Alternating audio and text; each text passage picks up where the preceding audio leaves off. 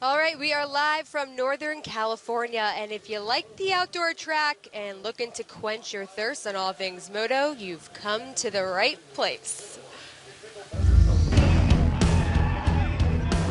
Okay,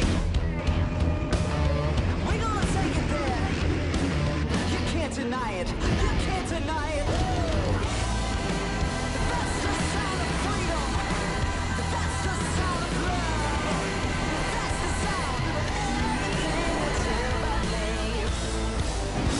That's the sound of freedom.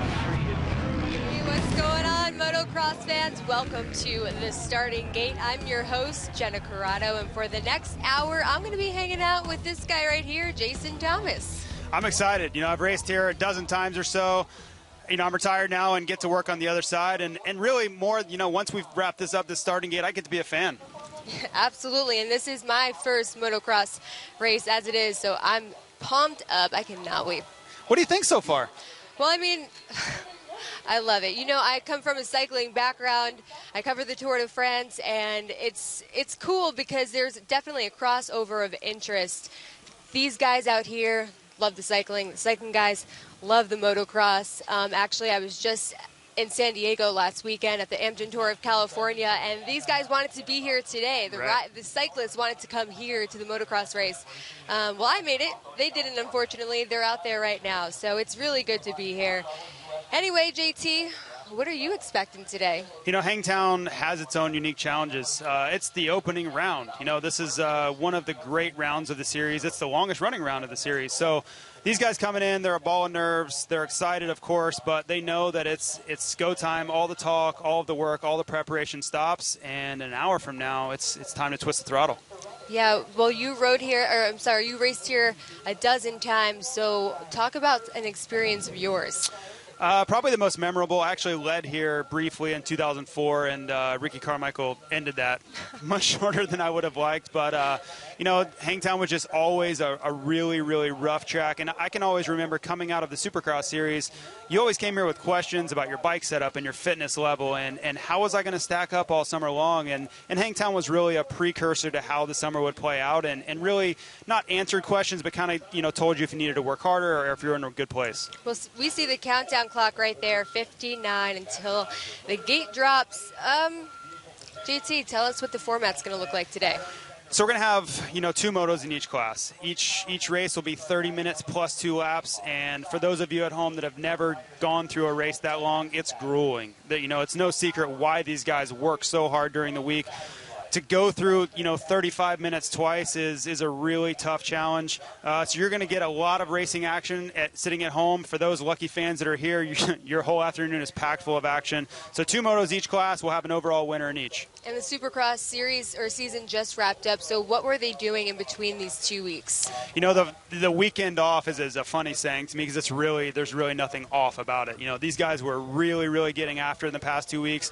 They've had to completely change over their discipline from Supercross to motocross, and that means lots and lots of testing, lots of hours on their bicycle, long motos out on the track, and really it's a lot of change in technique too. So they've had their hours booked for the last 2 weeks, and I'm sure they're ready to put all that behind them and actually get down to action. Yeah, they'll get to put that practice to work today, and let's take a look at the animated course preview presented by Kawasaki. Jason, you know all about it.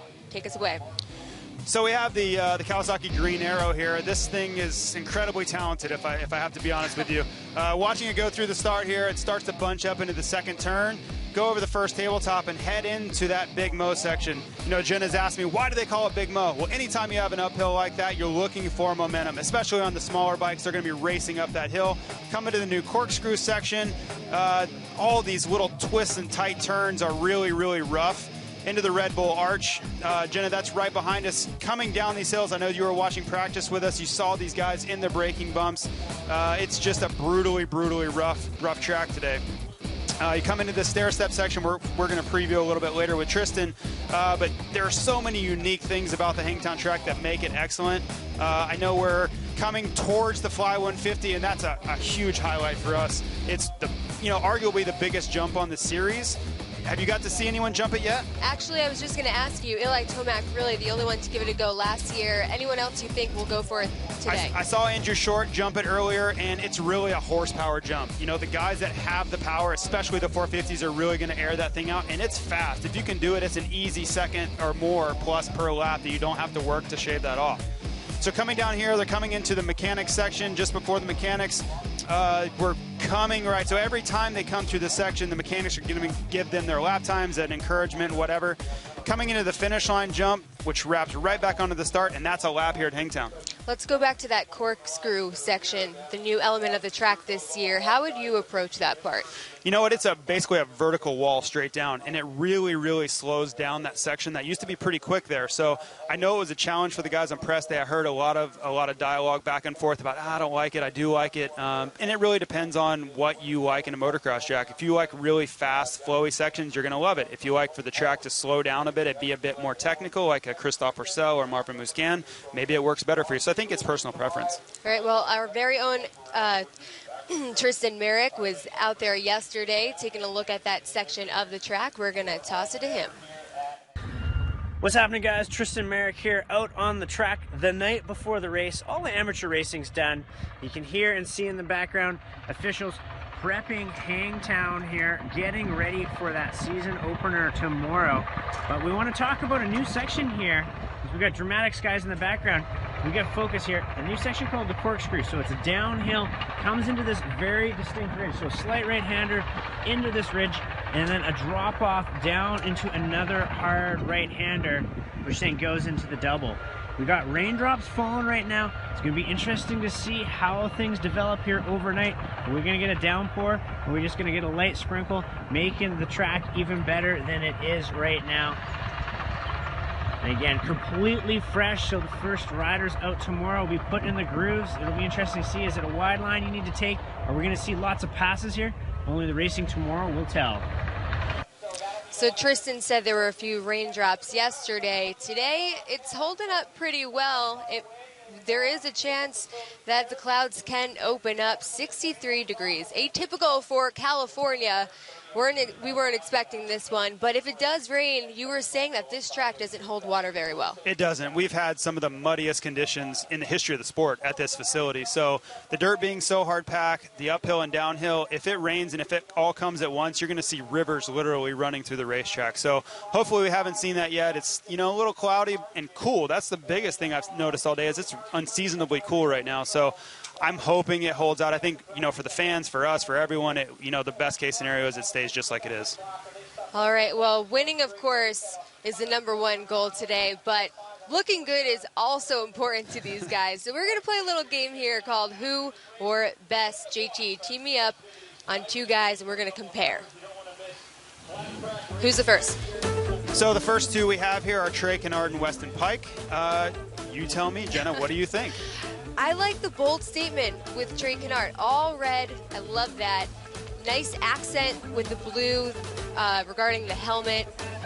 Weston, too much of just a clash with everything, if I'm going to be honest. I go Trey. Trey, all the way. And just to give you some insight, Trey Kennard is very, very lightweight. He's going for pure race performance. Weston Pike, true to his personality, a little bit more utilitarian, but very, very durable. That's the side I know very well. I know you're just looking at colors, but I want to back it up because I take this stuff a little personal when it comes to fly racing gear. We're going to move on, but I also think it's great to be able to spot out someone far away. Yeah, so these two, we have Zach Osborne and Martin Davalos. Shockingly, they're wearing the same gear on the same team, so I'm going to leave it up to you to find something different that you like better than the other. Are you kidding me? Oh, goodness. What about their boots? Are the boots? They should be head to toe the same. Probably a different goggle or whatever, but you know, for me, when I look at it, I know their personalities and what they like. So to me, it's, you know, Zach is going to be the off-road guy. He races nothing like this in rain and mud and all that stuff, so he's going to want something that's going to really hold up. Martin is your finesse guy. So Martin is the guy that's going to win Supercross races and look perfect out there. So I know it's tough to tell from these colorways right here, but two very, very different personalities on the track. All right, I'll be honest, not really a fan. This isn't soccer, but I call this one a tie. That's not final cool. one. That's not cool. That's not cool. I'll be honest with you. All right, final one here. So Justin Brayton, Andrew Short. 2 more teammates. We did the same thing to you here, same exact gear. Really, the only 2, as you can see, are the helmets. I'll let you be the judge of those. Yeah, I like Andrew Short's helmet. Kind of has an 80s vibe to it. All right, that's his signature helmet. He probably would be bummed if you call it an 80s vibe for his signature helmet, but that's all right. I'm going to let it slide. It's your first weekend. Both of them wearing the same kind of stretch gear that Trey Kennard wore. All right, well, we have a lot coming up in the show.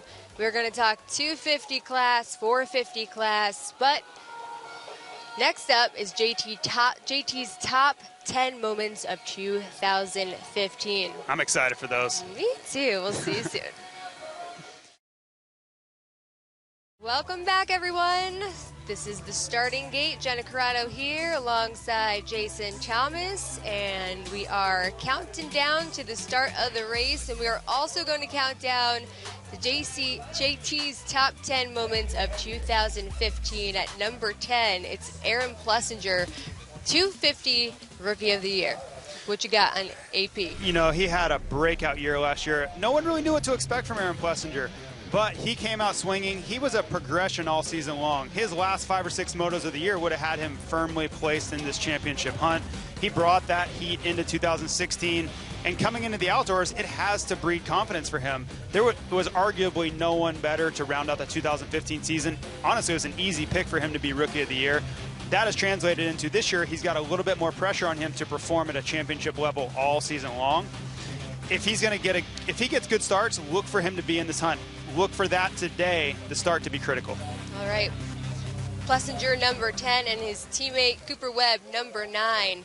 And a lot of questions surrounding Cooper Webb today, but last year, his return is what really stood out to you. Right, and very similar situation, dealing with an injury at the beginning of the season. We didn't know what to expect then. Absolutely, yeah. So he only finished one of the 2 motos here last year. Coming into today, we don't know. He came in last year, and as he returned, he rode really, really well.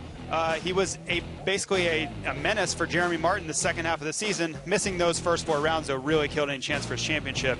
Coming into today, though, if he can find that pace, he's obviously been great in qualifying practice today. I think he's going to be a threat. I was very, very unsure, just like I was last year coming into Hangtown. But as he's looking today, he looks much better than he did a year ago. How close would it get between Webb and Jeremy Martin? You know what? Until the very end of the season, there are no team tactics. So, of course, they're going to try to knock each other down. But this is bragging rights and ego and money and everything you race for in a series. So it's pretty much no holds barred at this point. All business per usual. Well, if you guys have any questions, comments for JT, he's going to answer them later on in the show. So tweet at us at promotocross, hashtag this is moto, or hashtag Pro Motocross. All right. Well, we're going to look into the haulers, and JT, you know all about that. When you were riding, did you see anyone in the truck that wasn't part of the team? Yes, and I usually gave them dirty looks until they left. But no, in all seriousness, there's a lot of sponsors, a lot of people coming in and out, so it's kind of how it goes. Here we see... Pro Circuit? Yep, there's, is that Bones Bacon? Nope, that's a mechanic there checking out some of the... And this is last-minute stuff, so this is live, and these guys are... We're coming up to race time. This is like the last look over and like, what did I forget? Surely something's about to fall off this thing. You know, they have a mental checklist in their mind. They're going over every little single detail there. Yeah, I think that's AC's bike too. Yes. How many times are they looking it over? Too many. And honestly, the biggest thing is like just have one person working on the motorcycle so he knows what they're doing. But for these guys, there's so much pressure on them to not have the bike fail that they're checking and rechecking and even triple checking things. We were walking around the pit yesterday. And I was asking you, how close are the riders to their mechanics?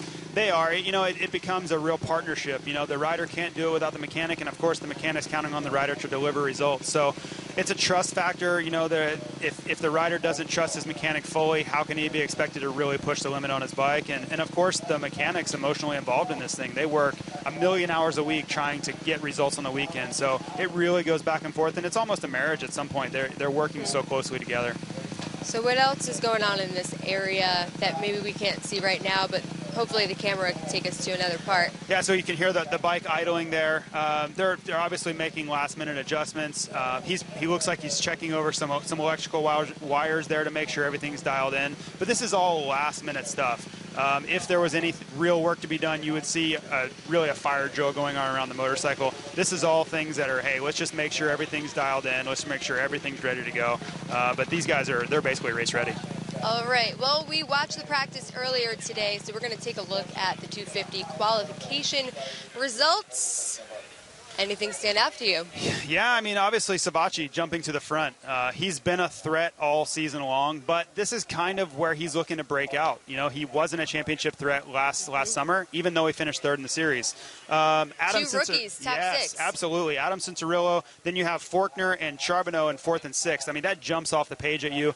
When you look at Faulkner, he's a phenom. We absolutely expected him to be there. But Charbonneau, he didn't even know he was racing this series until a couple weeks ago. So incredible performances from both of them. I think Cincerillo is the story, though. Coming back from, he hasn't raced in a year. For him to come out and be that great in both sessions really says a lot about where he's at mentally and physically. Yeah, mentally, I saw on Twitter, his dad said something about his butt patch had to say part-time. Right. And it's kind of a cool thing for someone that has had so much trouble injury-wise. At least he's calm and collected coming into today. Got to take it lightly, right? What's done is done, and his future's in front of him. He can't fix any of the injuries. He can't do anything about any of that, but he has an opportunity again starting today to rewrite the history books. So for everyone that plays Moto Dynasty Fantasy, we're going to take a look at JT's picks right here. Don't copy my picks. That's what I'm telling you. I'm letting you all guys have a sneak peek. He has been changing them as we're going along. I am, but I kind of am contradicting myself a bit here, having Jeremy Martin for the win. I may move him down just because I feel like we're going to get a surprise win today. I have all the usual suspects near the top, the Joey Savachis and the Jesse Nelsons and the Adam Cincerillos, who I've actually moved forward today. I moved, Cooper Webb is a guy that I've been steadily moving forward as we've watched him all day long because he's been great, and there were so many questions to go with that. Let's focus in on Jesse Nelson. It's been a while since he's been out there. Right. So he had a big injury early in the Supercross season, has basically been off for the last 4 months. So it's good to see him back. I know he was ready to come back like maybe a month ago, but they just held him back, said, hey, focus on the outdoors, be ready to win races. So now's his time to perform. All right. Anyone else? Yeah. And what about out of the best, who's going to be the worst? You know what? I wanted to say Cooper Webb. In all my prep for this, I was going to say Cooper Webb, but I haven't seen anything like that from him today. So I'm a full believer in Cooper Webb now. A guy like Christian Craig, I thought would shine here. I thought he would really, really perform on this surface. I haven't seen much from him today, so I'm a little bit worried about him. If he doesn't get the start he needs, he may find himself in 12th to 14th struggling a bit. And who of this list could actually see improvement throughout the entire series? I think the rookies it's going to be a learning curve for those guys. They've obviously got the pace for the one lap, but they've never raced a 35-minute race before. They've never competed in this level of competition. So I think they're going to learn more than they could have ever expect today. And as that progresses, so will their ability, so will their confidence, and you'll see them get to the front more and more. All right, well, we're going to go back to JT's top 10 moments of 2015. We saw his name on the board just before. Alex Martin just left his brother in the dust. This was such a feel-good moment of the year. Two brothers battling out for the win at Budds Creek, and they went back and forth. I mean, I was there as a fan yelling for these two just because it was such a great race. Jeremy made the inevitable pass that everyone was waiting for, and then he falls over and hands it back to Alex. And then, of course, people are saying, oh, did he do it on purpose? Absolutely not. No one's ever handing a win to anyone. Your mom, your brother, your sister, no one's handing a win to anyone. So Alex earned that straight up, and it was awesome to see. You wouldn't hand a win to your mom? Come on, let's be honest. I might, and she's watching, so I'll say yes, but deep down it's probably no. All right, well, we're going to check out some of those highlights from practice earlier today. And I know you were watching it pretty hardcore here, so take us through. Yeah, absolutely. Tell us what you see. Yeah, and practice, practice is a qualifying affair. So these guys are pushing the limit. It's gate position, it's confidence, and honestly, it's ego more than anything. So Jeremy Martin here, he did not get very good laps in until the very end of the first session, and that's what counted for him. So he had everyone a bit scared. He was sitting in that 18th spot for a long time during that session and then threw in a heater right at the end there to get into the top 5. I believe he did end up in the 5th overall position, so he'll be fine with that. 5th place is just as good as first when it really comes down to gate position. He's going to be there for the whole 35 twice, though. That's the thing with him is you can't shake him. Good start, bad start. Good position, gate position, bad gate position. He's coming to the front today no matter what. Next up, I believe we're going to see Cooper Webb. And we're not going to stop talking about him because he's really and big name today. I'm really impressed with the progression that he's made in the last 2 weeks, because he at Vegas was a shell of himself with the wrist injury. Today he's come out swinging from the first lap. I saw him aggressive. I saw him not looking injured in that kind of hesitation that he had at Las Vegas. He hasn't had that all day. So he's been trying to tell everybody he's going to be good to go, and I'm becoming a believer. Well, it's about time. If he was hurt, could he still hide it a little bit? Because I think he's so. On the mend? Yeah, I think so. But there are telltale signs. Some of the single jumps where you just have to jump as far as you can and just let the bike go, and that's where you're holding on as tight as possible. And if you're injured and you're in pain, you're not going to jump quite as far. You're going to look for the smoother line, and he wasn't doing that. He was just going right to the rough stuff, right in the toughest part of the track. Okay, next up, Adam Cincerillo.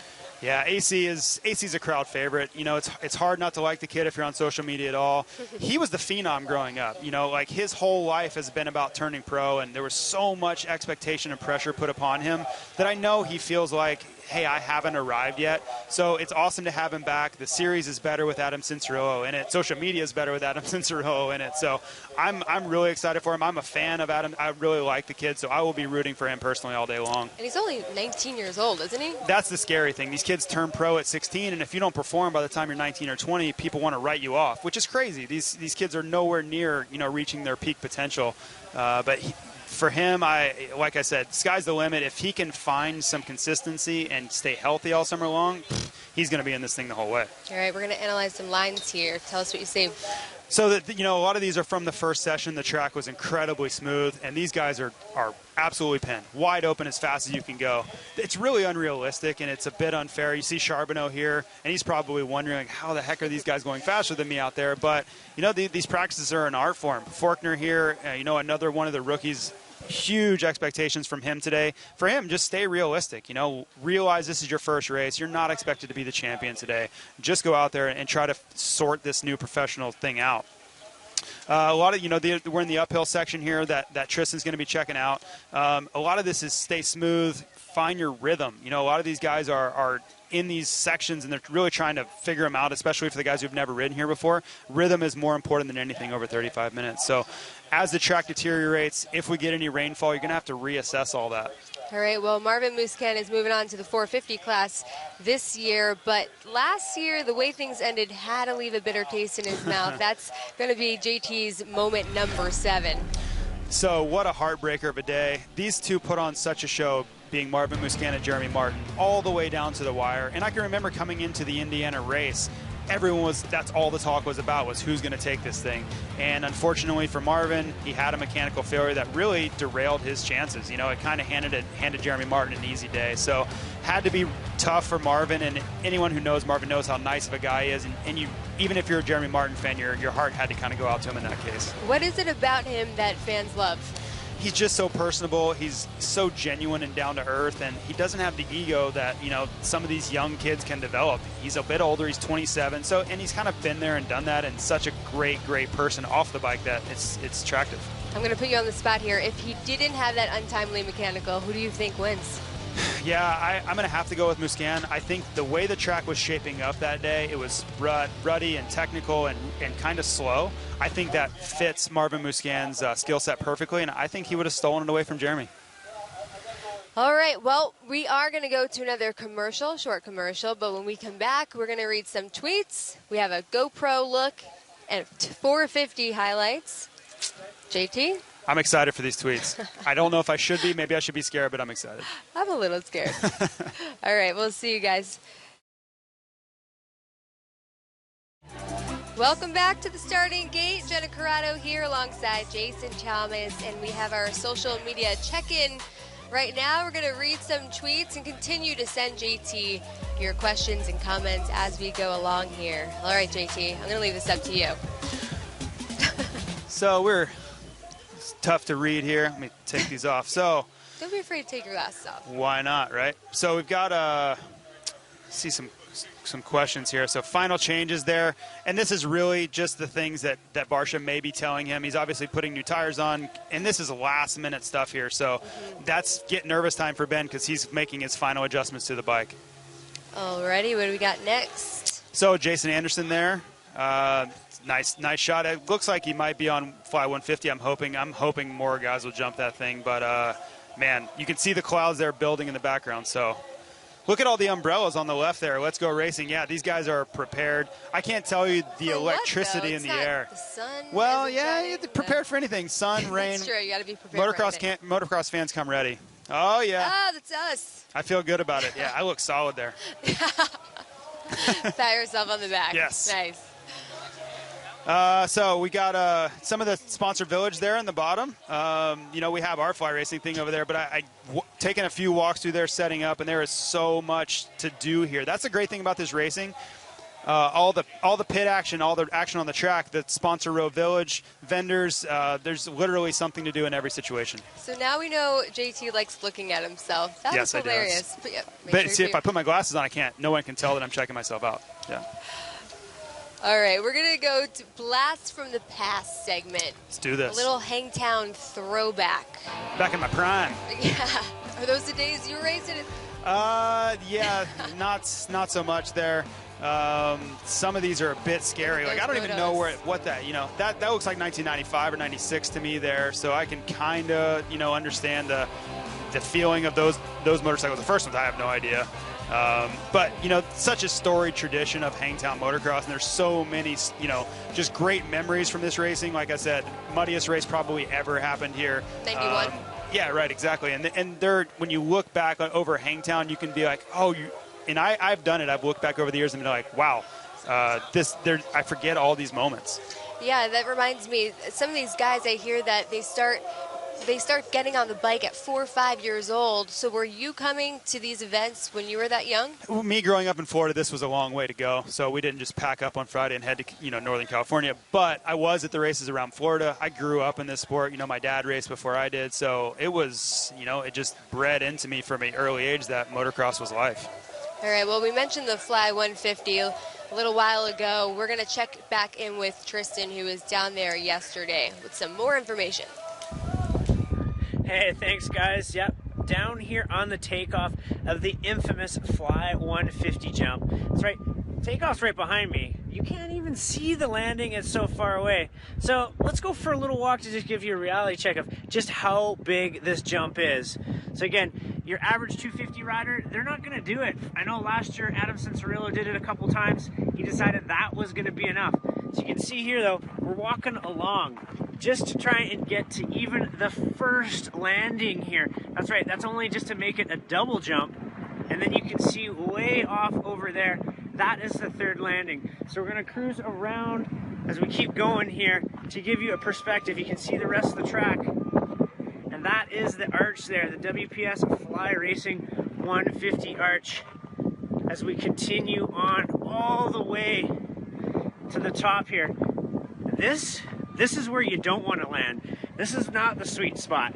This is the 140, the 145 spot. They call it the 150 jump for a reason. And that's because you want to land down here to get to that sweet spot. If you don't land down here, you're not going to be having a good time. Back over to you guys. Tristan was talking about that sweet spot. How much of an edge does it give a rider if he does hit that mark?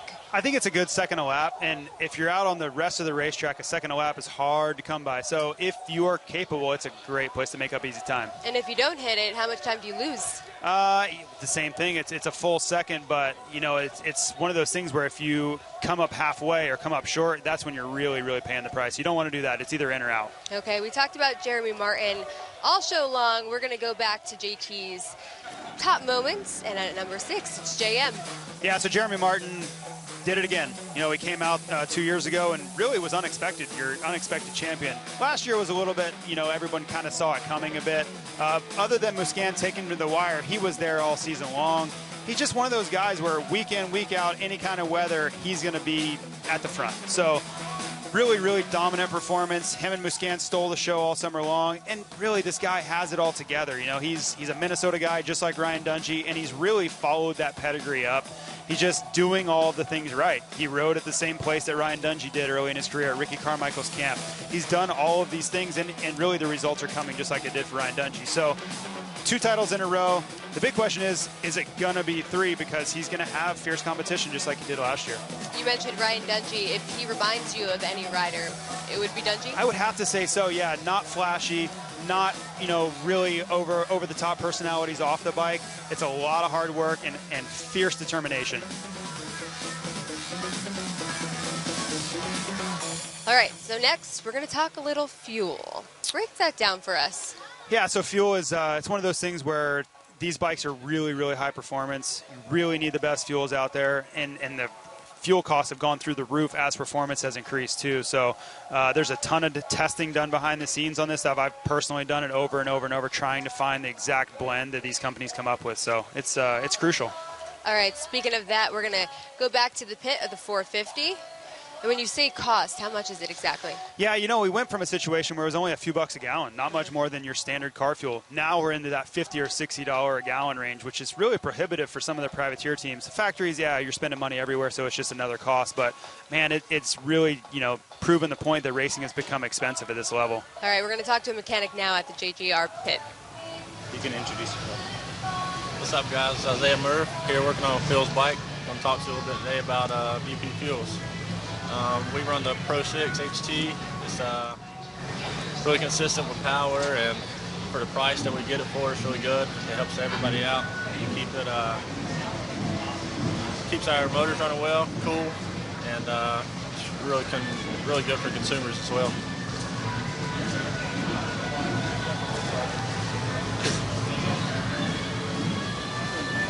All right.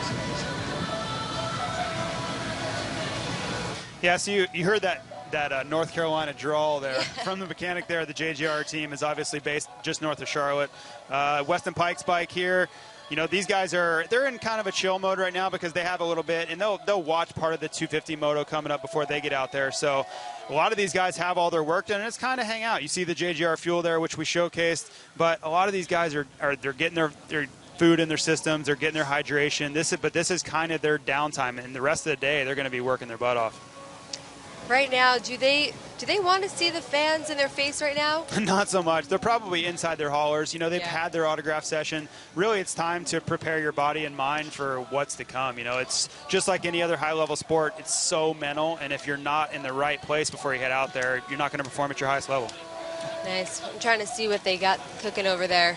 Yeah, JGR is known as one of the best places to go find food on race day. So they take their filet mignon? Yeah, they take their hospitality seriously. I've been known to go over there and steal some food time and time again, but that's fine. They love that, and it's a big family around here, so they would never turn anyone away. Well, we reviewed the 250 qualification results. We got the 450 results up next. So yeah, I predicted this. Basically, and anyone could have seen. Did you, though? Well, Stevie Wonder could have seen this coming. Eli Tomac was your fastest qualifier. It was kind of business as usual for him. It wasn't the gap that we saw last year. Last year he was 3 seconds better, and it was like, wow. I think everyone said wow at some point during that qualifying session. What about Ryan Dungey, though? Yeah, and he was faster in that second one, but this is going to be a little bit of a challenge for him. I think if he had come out and gone 10th in both sessions, he would be a little bit frustrated. He was your fastest in the last session. It was just a bit slower than the first session out. So I think mentally he's in a good place. He realizes he was the best one out there that second time. It's just going to put him in a bad grid spot for both motos. Who should be worried here? You know what? I thought Dungey after the first one, as you said, but guys like Barsha, who were really looking to turn this thing around, he didn't really perform in either one of these. So I think he's got to be a bit frustrated. Guys like Andrew Short, Justin Brayton, they were outside of that top 20, so they can't be thrilled about. They're going to be on the outside of both of these motos looking in. And we were wondering about James Stewart. Are you impressed with 8? Yeah, I mean, it's okay. I think he's certainly capable of more than that, but it's a good start. He's just trying to build momentum to get back to the level we saw from James Stewart for years and years. So everyone knows he's had his struggles the past 2 years, so I don't think anyone expected him to come out and set the fastest time. But if he can take that 8th, turn it into a top 10 first moto, and then get through the second moto, because his fitness isn't quite where it needs to be, that will build his confidence, and maybe we see better at Glen Helen. So we're going to take a look at your fantasy picks that you've been tweaking along the way. No taking pictures of this. Don't change your team to mine. That's not fair. It's not fair. But in all seriousness, this is what makes moto fun, is adding fantasy and these things into it, and it's all prediction, right? And well, I just want to say yesterday you had Ryan Dungey 1. I did, and I then did. I reminded you, never won at Hangtown. That's right. That's right. So by no surprise, you moved him down to number 3. The student has become the teacher. But it's really more off of, I'm a little worried about the weather. I think if we do get showers in the afternoon, that I think Roxon and Tomac will excel in that a bit more than Dungey. So I took all of these things into account. And when you do your fantasy picks, you have to look at everything. You can't just look at, that's the fastest guy, that's the next fastest guy. Because in outdoor racing, there's so many variables to it that you have to take into account. So are you going to be fixing this up until the minute of the race? I play fantasy football, but I want to know more about this. And we sign off 5 minutes before this racing will start. I will be frantically finding my phone trying to verify that all my picks are exactly where I want them. I take this stuff serious. All righty. Well, don't give me that look. All right. Well, we're going to come back. We're going to take a short break here. We have to finish up JT's top moments. We're also going to talk about Ryan Dungey, Eli Tomac, Ken Roxon. It's a test right now. You got to name. Oh yeah, and we're going to see a really great clip of JT too. You're not going to want to miss that. I haven't seen this. This is scary.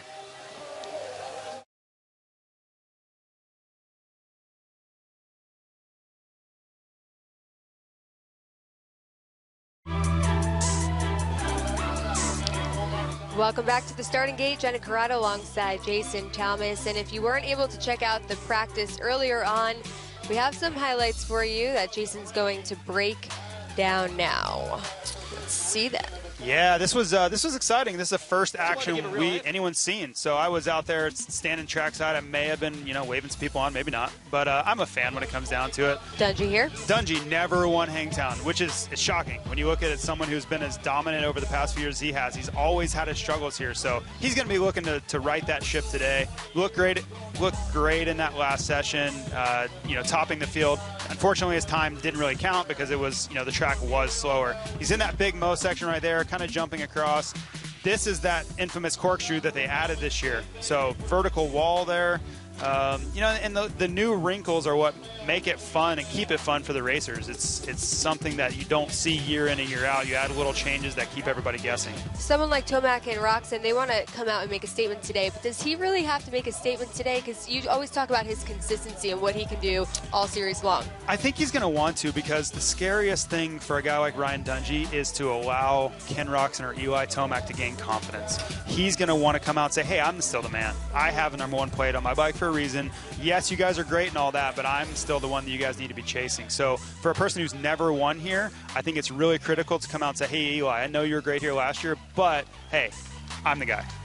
All right, next up, Marvin Musquin. Yeah, Marvin's making the move up to the 450 class. I'm interested to see how Marvin does today. His qualifying session wasn't all that great, but I don't think this is a perfect Marvin Musquin track for him. He said he has a lot to figure out. Yes, and that's from settings and finding his place in the class, and he's never raced most of these guys in an outdoor championship. So I think he's going to be learning all day long, and honestly, just as we're questioning where he's going to end up, I think he has the same questions for himself. What's his ceiling, though, in the 450 class? He can be a podium guy all day long. Yes. I think he'll have weekends where he's in the hunt for the win. A track like Washougal, Washington, he could win there. So I think if he gets through today, can hover around the top 5, he'll be happy with that. So you have him #7 on your fantasy pick. I do. I just think it's going to be tougher than maybe he wants. I just don't think this track suits him all that well. It's really fast and really kind of open, where he's more of a technical guy. So is that Stu? Yeah, that's Stu.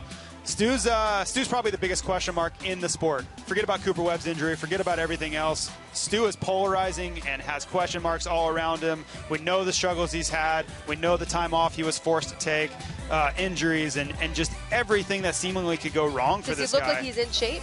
I think he's working on it. He looks thinner than he did mid-Supercross season, so it's a step in the right direction. I still don't think he's in the prime physical shape that he was at when he was like on Alden Baker's program. But it's a work in progress. He knows he's not 100% fit yet. So I think today is going to be more about consistency and building blocks than it is going to be about going for a win. So today might be a measuring stick for him, but how long do you think he'll last throughout the series? I hope for the fans it's all 12 rounds. He's such a draw for everyone. And honestly, I talk to people all the time that the only reason they tune in is to watch James Stewart, and that's really, really powerful when you talk about a fan base. So I know people love Stu. We've had our run-ins and haven't always gotten along, but I know he's great for the sport, and I respect his ability. So I'm hoping he's out there all 70 minutes today. Yeah, and Malcolm Stewart is going to go full-time to the 450 next year. Yes, yep. That's those two will be together. All right, let's take a look at what's going on around Hangtown right now.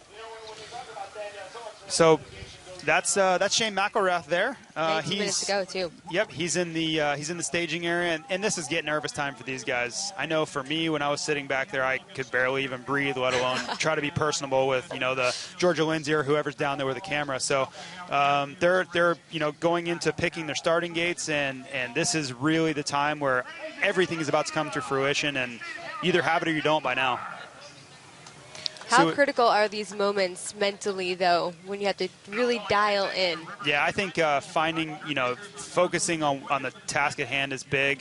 And you'll see, if you look at guys like Ryan Dungey and these guys, their face is like iron when they're sitting on that starting line, because they know it's obviously not war, but to them, this is all that matters. Like, their whole life is built around these moments that occur on this racetrack, and you only have so long to prove yourself out there. So it's all week long, they'll be thinking about these moments they're about to have to go prove. Speaking of moments, we're going to go back to your top moments of 2015. Number 5, the Legends Race at Ironman National.